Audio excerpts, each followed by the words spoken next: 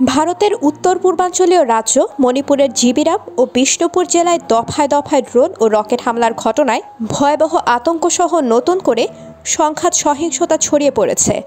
দেশটির এই রাজ্যের স্বাধীনতাকামী বিচ্ছিন্নতাবাদী গোষ্ঠীগুলোর সাথে আইন শৃঙ্খলা বাহিনীর সংঘর্ষে গত কয়েকদিনে বিপুল সংখ্যক প্রাণহানি ঘটেছে।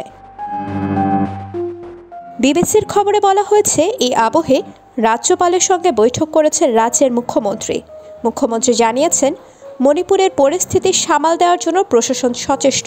সাম্প্রতিক সহিংস সংঘর্ষে ক্ষতিগ্রস্ত পরিবারের সদস্যদের পাশে রয়েছে তার রাজ্যের বিজেপি সরকার।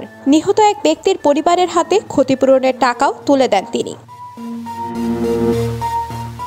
কুকি সম্প্রদায়ের অধিকার রক্ষা কর্মরত সংগঠনের পক্ষ থেকে জানানো হয়, গত 1 বছরেরও বেশি সময় ধরে মণিপুরে কুকি গোষ্ঠীর মানুষের উপর যে অত্যাচার চলছে সে বিষয়ে রাষ্ট্র নীরব রয়েছে।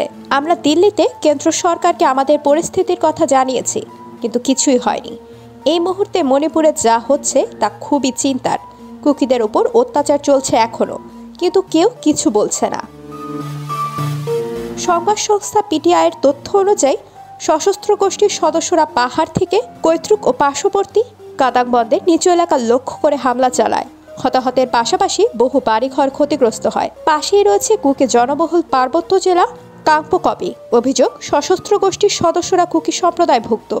এরপর থেকেই বারে বারে উত্তপ্ত হয়ে উঠেছে মণিপুরের পরিস্থিতি। ধনমজোড়ের স্টুডেন্ট ইউনিয়নের সাধারণ সম্পাদক বার্তা সংস্থা এএনআইকে বলেন, খাঁচায় থাকা আর ইম্ফলে থাকার মধ্যে কোনো পার্থক্য নেই। এই বার্তা বোঝানোর জন্য আমরা মিছিল করছি।